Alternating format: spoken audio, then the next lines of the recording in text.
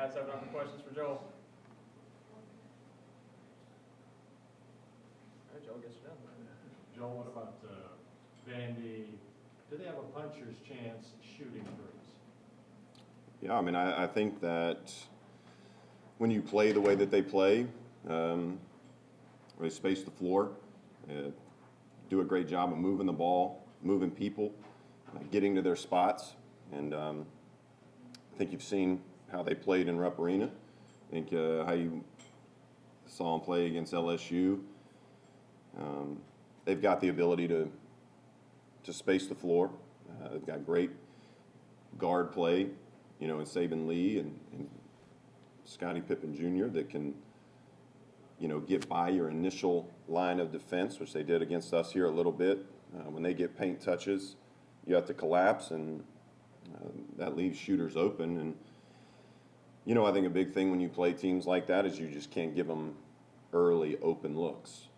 Something that we talk about to where they, are in rhythm with their feet, where they're in rhythm with their hands, where they're in rhythm with their eyes, to where they are going to feel good about shooting the basketball.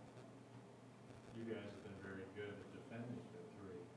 What's the key there, do you think? I think it's like I said, I think it starts on the ball. When you have good on-the-ball defenders that can keep the ball in front of you. Problems happen defensively whenever teams penetrate, that initial line of defense, and now you're in tags, you're in rotations, and now you're helping to where then teams drive and kick, and now you're playing, in a scramble mode. And I think the amount of possessions, the amount of ball reversals really lead to that for good shooting teams, good passing teams. And I think we did a good job of that on Saturday in Knoxville, whereas Tennessee I think was sixth kind of in the, assisted field goals in the country, and we did a pretty good job, I think, of containing the initial penetration to where that limits then ball reversal for threes. Do you guys ever have to worry that Emmanuel isn't going to show up? I mean, I think that any of our guys, can have an off night. And I think that's one thing that we all have to remember. I think fans have to remember that these are people, these aren't machines, and that they're allowed to play really well. They're allowed to not play to their best. I think the thing about Emmanuel, taking your words, is him not show up. I think Emmanuel shows up every single night. I think he's a guy that competes. I think he's a guy who's focused. He's a guy that's driven. Now, if shots don't fall, sometimes that's the way the game is, but he's going to be a guy that's engaged in huddles. He's going to be a guy that's talking, that's touching, that is ready to play. Now, whether he plays to the best of his ability, like we've seen really since Christmas, obviously we'll have to wait and see, game to game. But I think we're a different team, which we all can kind of go back and look and see how he played against Utah and Ohio State, and that wasn't as well as he's played since then. But even in those games, he was engaged, he was ready to play, he fought, and now he's obviously being more aggressive offensively and making shots. With Johnny coming on, how much of a luxury is it for you to have four guards who can offer so many different things to the team? Well, I think Johnny's a guy that has put time in, that is, kind of listened to Cal and always said, you've got to be ready when your name is called or when your opportunity is given. And he's a guy that has put in that time, that's put in the work, but has also stayed confident, stayed hungry. And obviously we need that. You can't go into a season and only expect 4, 5, 6 guys to drive you, and especially if you're going to win the SEC tournament where you have to play 3 games in 3 days, you're going to have some depth, especially on the perimeter. You look back to our game versus Wofford last year in the NCAA tournament, and we had a guy come off the bench that was in a reserve role, and played extremely well and gave us some minutes. So you've always got to have a team full of guys that is ready to go, and I think Johnny is much more comfortable in that role, and it's a good thing. Seems like the team's still trying to figure out how to get that knockout punch from that 10-point lead to maybe 16, pushing it out. Is there a key there to kind of unlocking that as we get closer to March? Well, I think it's experience again of learning to play on the road with a lead, learning to play at home with a lead.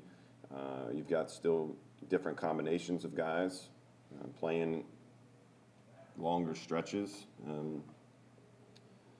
You know, and it's young guys being in certain situations like we were the other day where, you know, you miss the 12-minute timeout, you play for an extended period of time, and we got caught with a lineup that was on the floor that had to play a ton of minutes, and you had guys that were gassed, and you give up a couple different offensive rebounds, you give up a late clock three, and the lead goes, I guess, from, I don't know, what was it, maybe 10 to 4, you know, in a span of 3 possessions.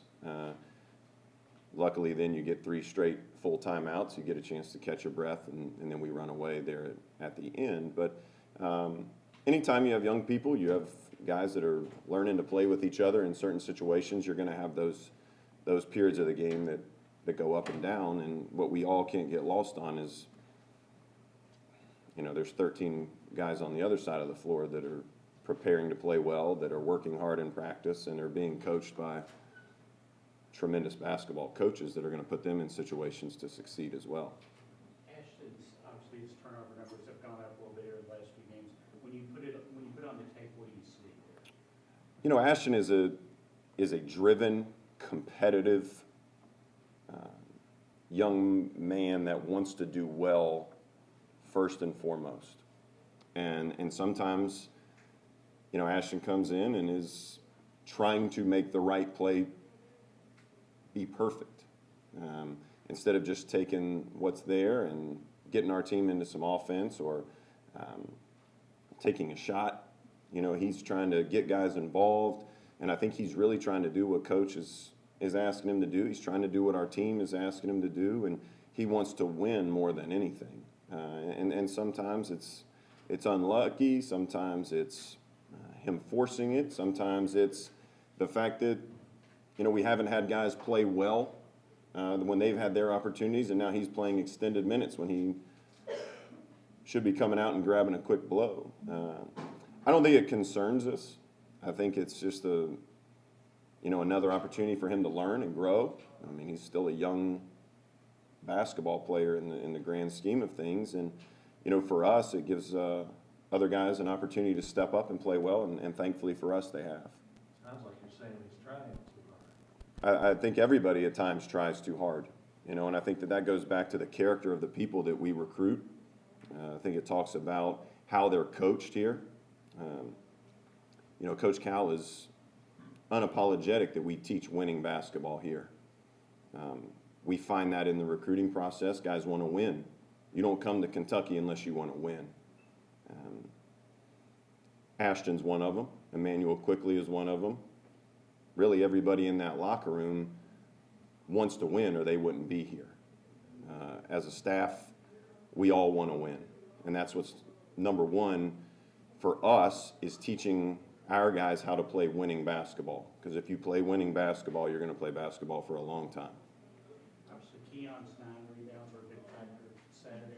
What did he do that allowed him to get those rebounds? He was active. You know, Keon's an active, live body that doesn't quit the first time he's hit.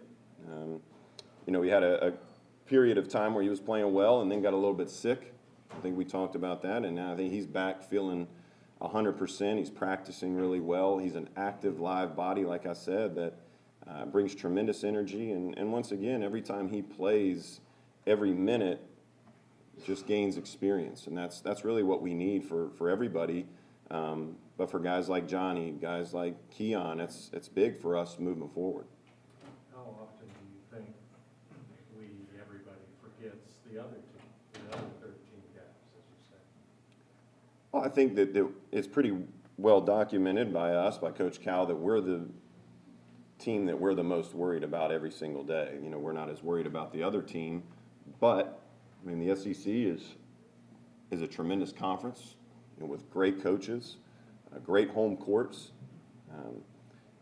and it's a big deal when Kentucky comes to town. And I think you see teams sometimes play uncharacteristic, you know, for how they have played in the past, because they really want to beat Kentucky more than they want to play well individually. And I think the teams are going to do things. They're going to play well. They're going to play harder. They're going to play more together than they have maybe in previous games. And I think that's why Coach is so dead set on teaching our guys how to play winning basketball for 40 minutes. And this group is starting to really feel that and come together, and I think that's why you see us playing better.